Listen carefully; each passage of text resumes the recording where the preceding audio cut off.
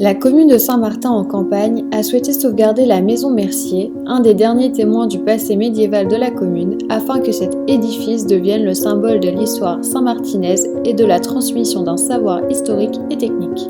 La dépose des enduits et des remplissages, réalisée en 2007, a révélé de nombreux vestiges permettant d'apparenter la maison Mercier à un petit logis seigneurial, certainement de la fin du Moyen-Âge. L'intérêt patrimonial de la maison a nécessité un minutieux travail de relever des pans de bois, permettant une restitution fidèle de l'édifice. Le choix des matériaux pour la restauration a été inspiré par ceux utilisés à l'époque. Il en est de même pour les techniques de façonnage. Le chantier a duré moins de 20 mois, de décembre 2008 à juin 2010.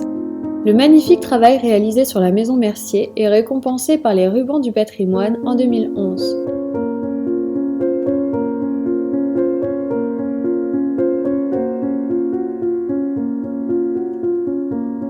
La maison Mercier est le logis principal d'une ferme datant du XVIe siècle. Au XVIIe et XVIIIe siècle, elle appartient à la famille noble des Dandanes. Tout en habitant sur ces terres, son propriétaire Robert Dandane, sieur de Tourville, n'y vit pas. Il fait exploiter les terres de sa ferme. Son fils, Jean-Baptiste-Marie Dandane, après en avoir hérité, engage quelques travaux dans le but de la allouer à Jean-Baptiste Caron en 1734, puis à Jean-Baptiste Vildor en 1750.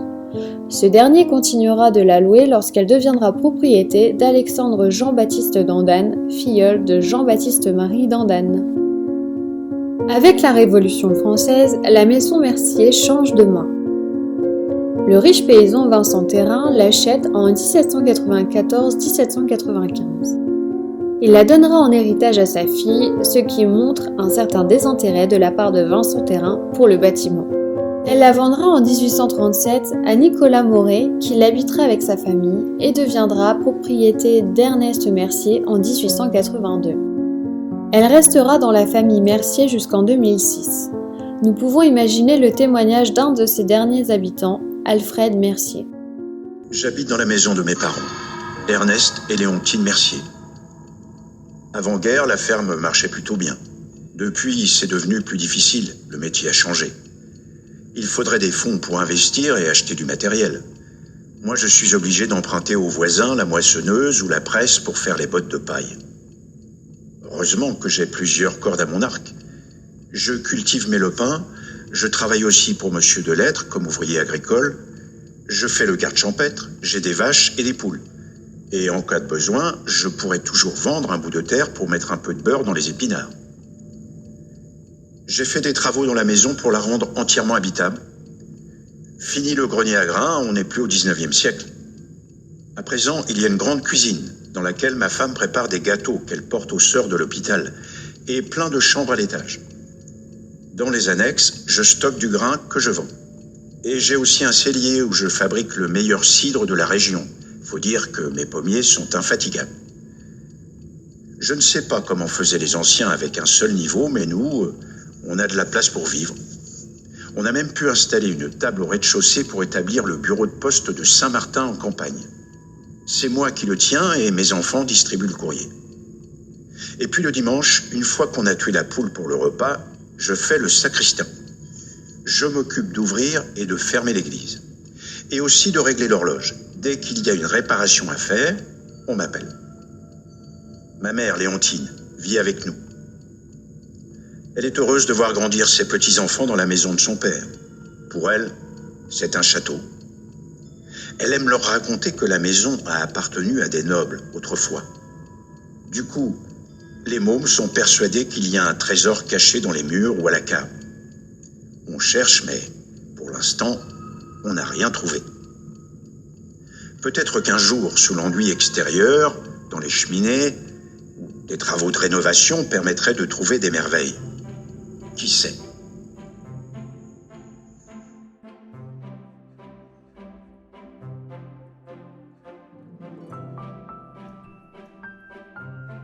La maison Mercier est située à Saint-Martin-en-Campagne, commune déléguée de Petit-Caux. Cet espace fut au Moyen-Âge une partie du pays du Talou.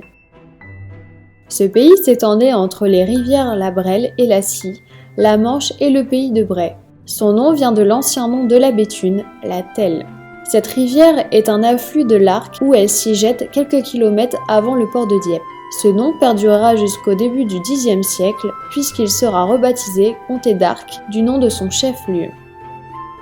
Le village de Saint-Martin en campagne est mentionné pour la première fois en 1204. La fin du XIXe siècle et le début du XXe siècle voient la création et le développement d'une station balnéaire à cheval sur son territoire et sur celui de Berneval. En 1936, elle comptera 128 chalets. Après l'exode vécu par le village en 1940, un commando de l'opération Jubilé débarque sur la plage le 19 août 1942. Cette opération fut la répétition générale du débarquement du 6 juin 1944. L'inventaire des biens d'un des premiers propriétaires connus de la maison Mercier nous renseigne sur son ameublement en 1720. À cette époque, la maison est habitée par quelques domestiques seulement. Dans la cuisine située au rez-de-chaussée, une crémaillère, un vieux grill, une poêle à frire, 3 marmites avec leurs couvercles de fer sont évoqués. Dans les petites fermes, la vie s'organise autour de la cheminée qui sert à faire la cuisine et à chauffer l'habitation. L'inventaire ne mentionne pas de mobilier, mais souvent un meuble servant à entreposer les ustensiles de cuisine agrémente la pièce. Dans certaines régions, la fiancée embrasse la crémaillère de la maison paternelle pour symboliser son départ vers son nouveau foyer. Dans la chambre de la maison se trouvent aussi 2 coffres où les domestiques rangent leurs vêtements et le linge de maison. Les coffres sont courants dans les intérieurs modestes car ils sont moins onéreux et moins encombrants que les armoires. Ils peuvent être offerts à la jeune mariée avec son trousseau. Facilement transportables, ils peuvent servir de siège. Les constructions en pans de bois sont principalement composées d'une ossature de pièces de bois assemblées. Les interstices sont remplis d'appareillages de terre, de briques ou de pierre. La maison Mercier étant située entre le Pays de Caux et la Picardie, a subi les 2 influences. Les cloisons des pièces centrales, adossant les cheminées originelles, sont constituées de briques, influence picarde, et de pierres calcaires. Les murs, quant à eux, sont remplis de torchis. Les découvertes faites lors de la dépose des enduits permettent de dater la maison de la fin du XVe et du début du XVIe siècle. La porte en accolade décorée d'un buste sculpté, les encorbellements de la façade sud, la découverte de fenêtres conservées avec leur disposition du XVe siècle. La restitution du bâtiment s'est faite dans les règles de l'art. Les pans de bois abîmés sont remplacés par d'autres taillés à l'identique dans du bois ancien et les spécificités de la maison sont mises en valeur. Aujourd'hui, le charpentier est celui qui construit les charpentes, c'est-à-dire toutes les structures d'éléments, de bois ou de métal constituant une ossature de bâtiment. Son travail est visible dans les maisons à colombage, dans les combles et invisible dans les structures en métal d'immeubles ou de supermarchés. Le charpentier choisit les essences de bois en fonction des endroits où vont se trouver les pans de bois. Les formes sont fabriquées pour qu'une fois assemblées, elles puissent supporter le poids de la toiture, les forces dues à la gravité et au climat. Les assemblages de pans de bois sont de différents types et suivent le principe de tenon et de mortaise. Un des éléments de bois possède une partie mâle, le tenon, destiné à être fiché dans la partie femelle, la mortaise, un autre élément. Le tout tient solidement grâce à une cheville. Les métiers du bâtiment regroupent une trentaine de métiers dont certains ont œuvré à la restitution de la maison Mercier. Au Moyen-Âge, le maçon est l'un des 4 professionnels de la corporation des pierreux. Le maçon utilise les pierres brutes qui peuvent être taillées par le tailleur de pierre et sont liées entre elles par le plâtrier et le mortelier. Ici, le maçon a travaillé sur les pignons, les cheminées et les joints. Le tailleur de pierre a préparé les pierres de remplacement. Le plâtrier, qui est aussi peintre, s'est occupé de poser les enduits intérieurs et extérieurs. Le couvreur au XIIIe siècle appartenait à la corporation des charpentiers. Il faisait pendre une croix devant la maison en chantier pour prévenir les passants des risques de chute de matériaux.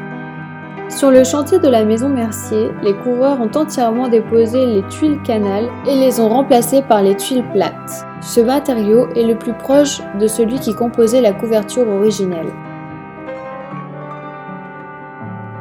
Bonne continuation dans votre découverte de l'exposition permanente.